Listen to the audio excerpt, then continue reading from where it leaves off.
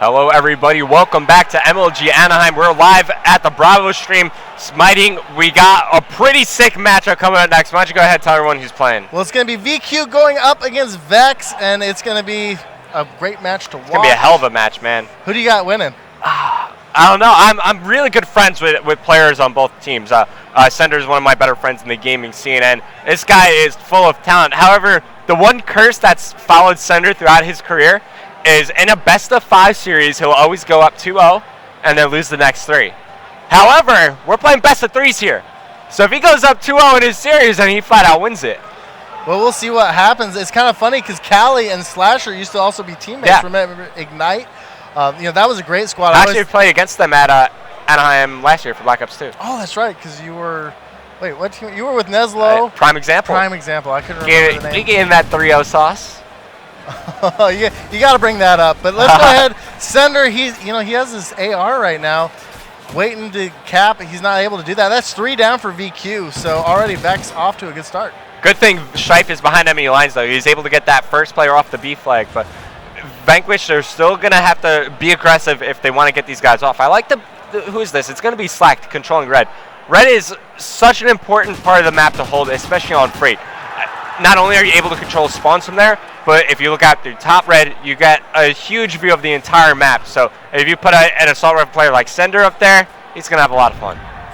All right, well, now we are watching Slack. Now, Slender. I said Slender Man. Slender Man. No, Sender. He's going to be pushing up. He does get taken out from behind. Callie, he's going to try to work his way over to Red, take over Red once more. Yeah, good play to make. Unfortunately, Huddle's already there, and here we go. Sender going to follow up the push. He's going to switch over to a submachine gun. I like that he's actively thinking about what he's doing. So off the break, he was using an assault rifle. They had a designed push. They got that smoke onto the B flag. But I don't think going on B with an assault rifle is the best thing to make. I feel like an assault rifle should always be looking over, providing cover fire from above. Well, and like position them in red or maybe on red, the edge of the map. Maybe like top snow. Yeah. I don't like an AR at the mid level of green though.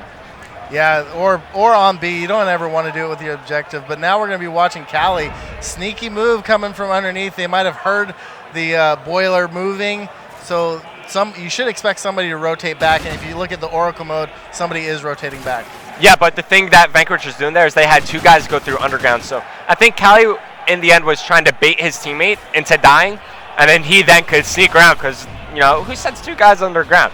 They would kill one guy, be like, oh, I got the guy going underground, go close it, and then Callie would still be trying to do some damage over near the A flag. But VeXx, they're off to a very strong start. They've built themselves a little bit of a lead, currently up by 9 points, but now they're finally able to just stabilize on the map, set up where they want, lock down those power positions that we always talk about, and now they're going to start gaining more and more points. Well, Slasher off to an amazing start. He's 11-5. His teammate Slack, what? Is that good, 11-5? I like it. It's better than what I do, man. It's real good, right? Also, Slack, he's 10-3 as well. Yeah, he's doing great as well, but they're pushing so far up into VQ's area that they're going to have a hard time getting them out. And the one thing that VeXx is doing is they're pushing the left side of the map. This is forcing Vanquish to spawn over near Red. And then when VeXx decide to go into the C flag, it's a pretty long rotation. I think if you got one guy on C flag, you will be able to neutralize it before they fully rotate from back Red. But now you see Slack on the minimap, he's pushing up, so they're really focusing on Red control. Unfortunately, one guy was able to get over towards A. It's going to be Callie, has the neutral. He will get taken out here as VeXx, they'll be able to cap that back, but here comes Sender and Strife trying to make plays over at B. Well, and you'll see, I keep saying Sender because there's Slash. So many S's. I am just. You got Sender, you got Strife, you got Slack, you got Slasher. Then Pluto. Then you got Pluto. Goodness gracious. Anyways, one thing VQ wants to make sure of is that VeXx doesn't get Red and Owen's control, because then they'll spawn back wood. They'll be trapped. Oh, yeah, you never want to get spawn trapped on any map. Although I feel like the side that Vanquish is on, I like their spawn trap a little bit better than what VeXx can set up. When you're able to just push through crates and force VeXx to spawn all the way near back white, it's so tough for them to rotate back towards A.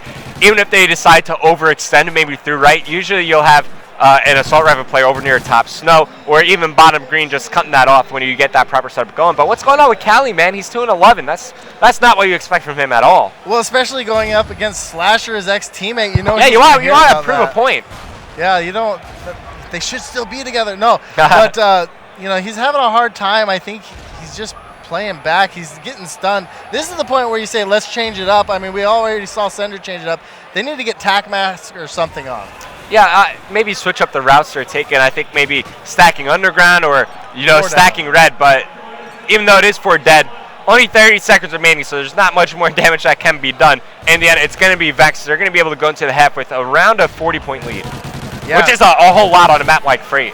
It really is, and it's, they really got to do something in this lane category. I mean, Cali, like you said, 3 and 12.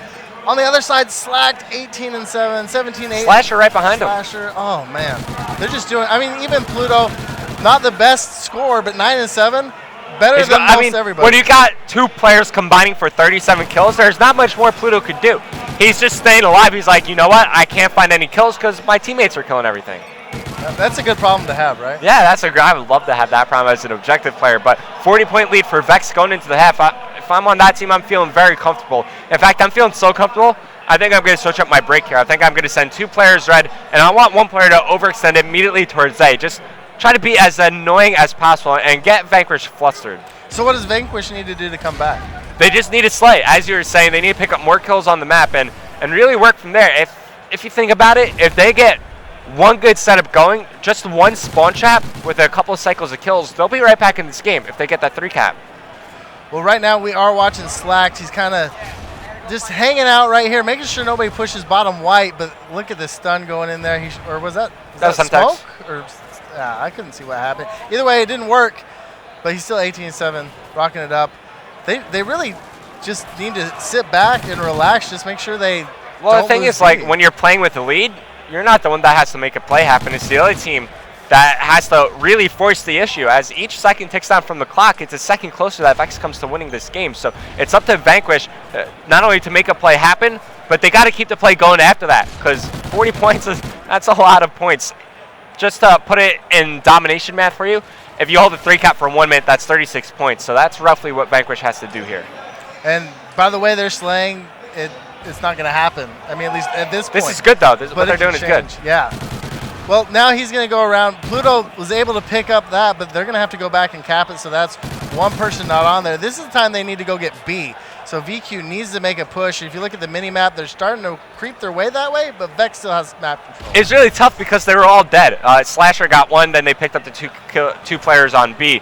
And if Vanquish were just able to stay alive there, maybe if they won a gunfight at C and capped it if Pluto didn't get that kill, then they'd be in an okay position holding the A and C, but they all died, and even though there was 1 less player on the map, as they were all spawning up, the flag was capped and he was already progressing forward. And you see Huddle, he pulled out that R5. He's in that power position, moving up now, so you'll probably see him switch back over to his Vector at some point, unless he's going to lay here and slay all day. And right there, he's able to get 1 kill, cannot get the second. That's when, it's hard to slay from right there. I usually like the that green. Spot's usually good for 1 kill. And then the next person then the guy who follows up usually cleans up the player. Well, in that case, it would have been Huddle. Let's go back over to Huddle now. This guy, we saw him do some crazy things in Black Ops 2. Such a talented assault rifle player. Him and Slacked were the duo for the longest of time. Also, you throw Space on there, they were like the young gun trio. Yeah, it was always fun to watch them play. Huddle has been on a few really good teams lately. I believe this VeXx team, I think, is really good. They were in the league. They're in this bracket because they didn't perform as well online as they wanted to, and now they're here to show that they belong there. And they had a very strong performance at UGC Niagara as well. Yeah, and they're a great LAN team. Just great, and so it's unfortunate that they're put in this place because of online performance. Yeah, everybody has online struggles from time to time, but if they're able to secure their spot in next season's league, I feel like they'll be able to put up a stronger performance, because they were a team that was right there on the bubble. They were so close to beating the champ bracket, but towards the end, they just weren't able to close it out. So it's not like you can't put it completely on online struggles, because they had a realistic shot at being in the champ bracket. Yeah, TK was the one that edged them out, actually. And which TK deserves that as well. I mean, second place at X Games. Yeah, that silver medal. Sharp they have it on them, by the way. Yeah, Goonjar, I heard he's sporting it around. I need to mug him or something. Because if I won any sort of medal at X Games, I'd be wearing that. I'd be wearing it to bed. I wouldn't take that thing off ever. Oh, that's a place in history. It might start to smell after a while, but who cares? It's metal. It's a metal. It's not gonna smell unless you get like weird stuff on it. Anyways, look at Slasher now, 32 and 16, 2 KD. It's all over, man. Reason why VeXx is just wasting. I mean, 43-point lead. Yeah, you got not only Slasher, 32 and 16. Slacked is pretty much double positive, 26 and 15, close enough. 21-17 for Huddle, and Pluto, he's just like, okay, I'll cap flags, and then you guys just go kill everything.